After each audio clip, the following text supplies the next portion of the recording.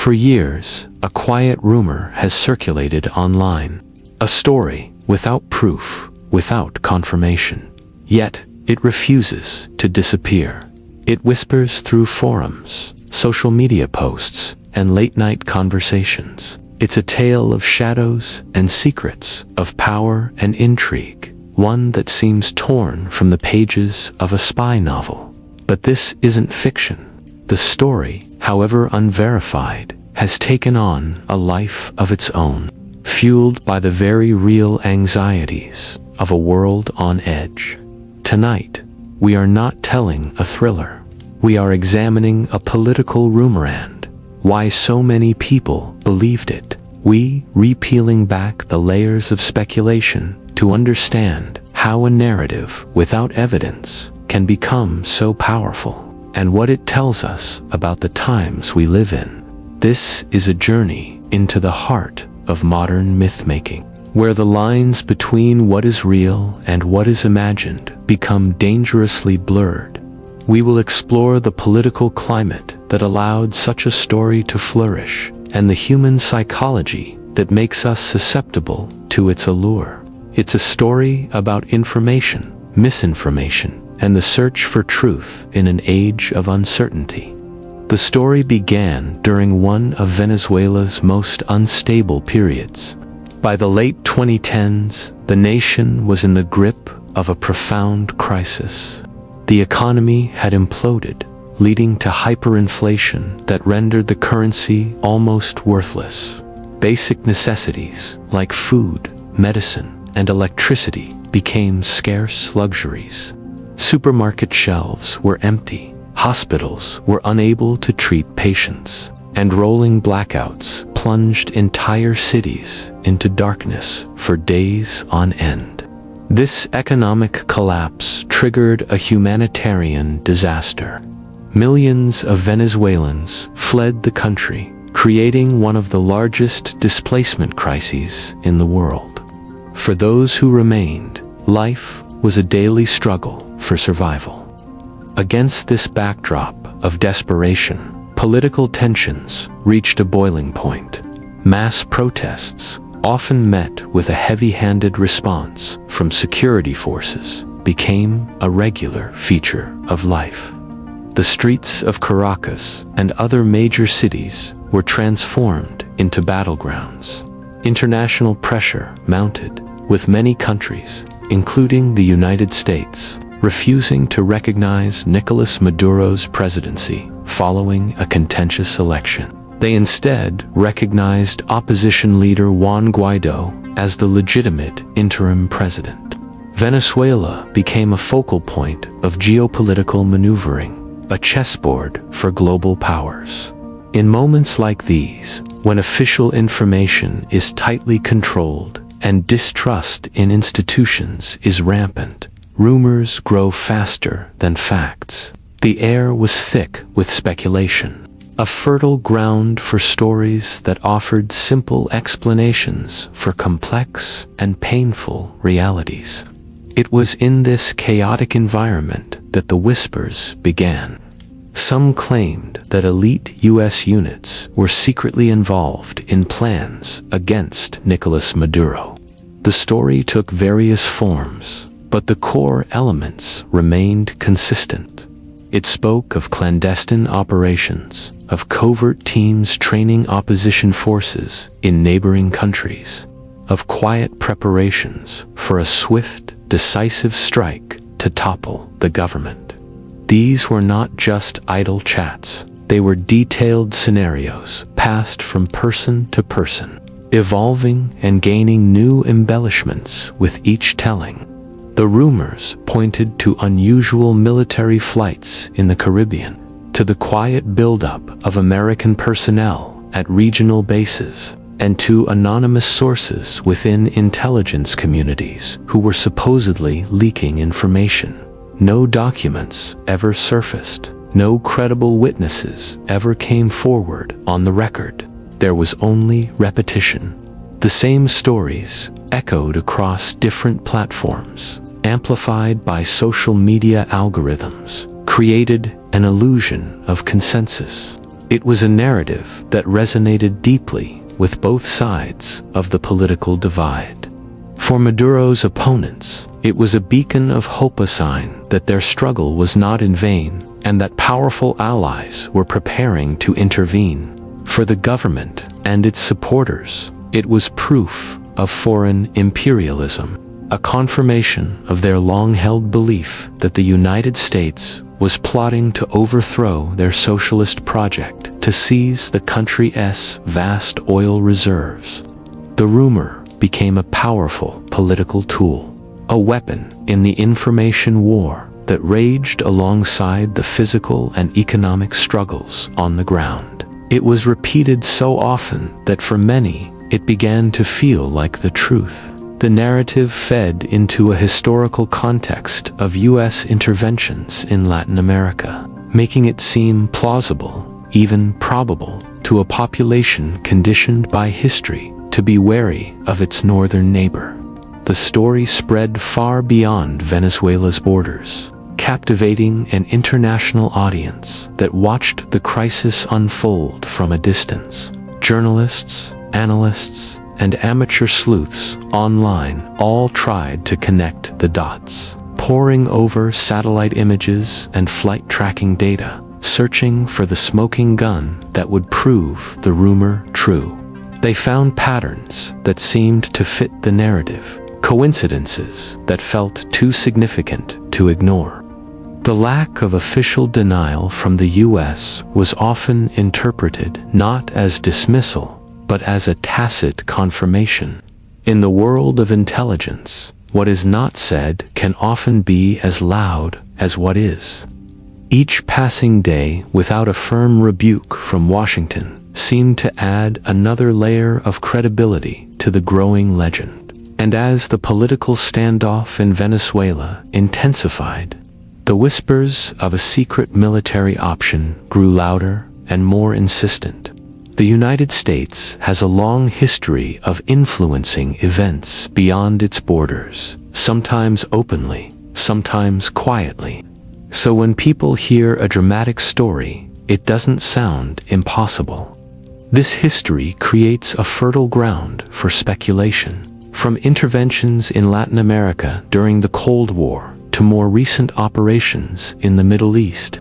There's a well-documented pattern of American foreign policy, using both diplomatic and clandestine tools to shape global events. This isn't a secret. It's a known aspect of international relations. So, when a story surfaces that fits this pattern, a story of secret missions and geopolitical maneuvering, it taps into a pre-existing narrative that many people already hold. It feels familiar. It aligns with historical precedent, and because of that, it can feel plausible, even without direct evidence. People start connecting the dots, drawing parallels to past events, and a compelling narrative begins to form. But believability does not equal truth, and that difference matters. Just because something could have happened, or has happened before in a different context, doesn't mean it happened this time. This is a critical distinction that often gets lost in the fog of fast-moving information. The human mind is wired to find patterns and create stories to make sense of the world. When a narrative is simple, dramatic, and confirms our existing beliefs, we are naturally inclined to accept it. It's an easier mental shortcut than grappling with the complex, often messy, and sometimes unsatisfying reality. In this environment, a sensational story can spread like wildfire, fueled by clicks, shares, and the collective desire for a clear-cut explanation of a complicated situation.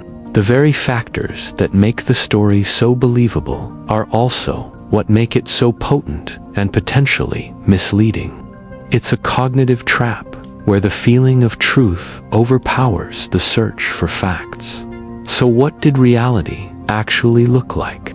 At the time, Venezuela's leadership structure remained intact, despite immense internal and external pressure. The core institutions of the state did not collapse. The government, though facing a severe crisis, maintained control over key levers of power. There was no widespread internal rebellion that would have created an opening for an outside force to exploit. The military stayed divided, but loyal enough. While there were certainly factions and dissenting voices within the armed forces, a critical mass never broke away. The top brass, for a variety of reasons ranging from loyalty to self-preservation, did not turn against the leadership. This internal cohesion, however fragile, was a crucial factor. Without the military's support, any attempt to overthrow the government from within or without was doomed to fail. This is a classic lesson in political science. The allegiance of the security apparatus is paramount. International actors applied pressure, but not force. There were sanctions, diplomatic condemnations, and support for the opposition. The international community was far from united, but a significant coalition of countries sought a political transition. However, this pressure never crossed the line into direct military intervention. The risks were simply too high. From a strategic viewpoint, direct involvement would have carried massive risk. A military operation in Venezuela would not be a simple surgical strike. It could easily escalate into a protracted and bloody conflict, bogging down forces, causing a humanitarian catastrophe, and destabilizing the entire region. The political fallout, both domestically and internationally, would be immense. The potential costs, in terms of lives, resources, and geopolitical standing, far outweighed any potential benefits. Military planners and political leaders in Washington understood this calculus perfectly well. There is no verified evidence that any elite U.S. unit carried out or attempted such an action. Despite the rumors and the sensational stories, a thorough review of available public records, journalistic investigations, and official statements reveals nothing to substantiate the claim. The story remained in the realm of speculation, a compelling narrative without a factual anchor. In the chaotic aftermath of conflict, when official sources are silent or discredited, rumors rush in to fill the void. These aren't just idle gossip, they become powerful political tools. A whispered story can create paralyzing fear, making a population easier to control. A different rumor, perhaps, about a hidden army or a leader's secret return, can inspire desperate hope, fueling resistance against impossible odds. And sometimes, the most effective rumors are those that simply distract everyone from the grim reality on the ground. They offer a fantasy, a different narrative to focus on while the real power plays happen behind the scenes. For those who support a fallen regime, a rumor about their leader's survival or imminent return isn't just a story, it's a lifeline. It suggests a hidden strength, a secret plan that will soon turn the tide. It keeps the faithful, energized, and loyal, ready to act when the supposed moment arrives. For those on the opposing side, a rumor about a foreign intervention or a rival faction as secret weapon can offer the illusion of a quick rescue. It's an imagined cavalry coming over the hill, a way to avoid confronting the long, hard road ahead. In this fog of speculation and hearsay, the actual truth becomes a casualty. It's not that people don't care about the facts. It's that the facts become less important than the feeling the rumor provides. Hope and fear are far more potent motivators than a dry, official report. As these stories spread, repeated from person to person, they take on a life of their own. Each telling might add a new detail, a more dramatic twist, until the original kernel of truth, if there ever was one, is completely buried. The real danger is when these politically charged rumors begin to shape actions. People might refuse to cooperate with new authorities based on a rumor of the old regime's return. Soldiers might desert their posts because they hear a whisper of a secret peace deal. An entire community might turn against its neighbors because of a fabricated story about betrayal. The rumor doesn't just describe a potential reality. It actively creates a new one, often with devastating consequences. The line between what is real and what is imagined blurs, and in that uncertainty, those who master the art of the rumor can steer the course of history itself. The battle is no longer just on the field. It's in the minds of the people, where the most convincing story wins. And so, after years of fervent debate, official inquiries, and countless independent investigations, the tangible evidence simply never materialized. Not a single credible document, not one verifiable witness, no piece of wreckage ever surfaced to turn the whispers into history. The entire affair, once a source of national anxiety and obsessive speculation, slowly faded from the headlines, eventually settling into the realm of folklore and cautionary tales. What we are left with, then, is not the chronicle of a secret operation, but a profound and enduring lesson about human nature. It's a lesson that echoes through the corridors of history, time and time again. In periods of great uncertainty, when the foundations of society seem to shake and the future is a frightening unknown, the human mind doesn't always seek out the cold, hard truth. Instead, it desperately searches for reassurance. It looks for a narrative that makes sense of the chaos, a story that can provide comfort, even if that story is built on shadows and conjecture.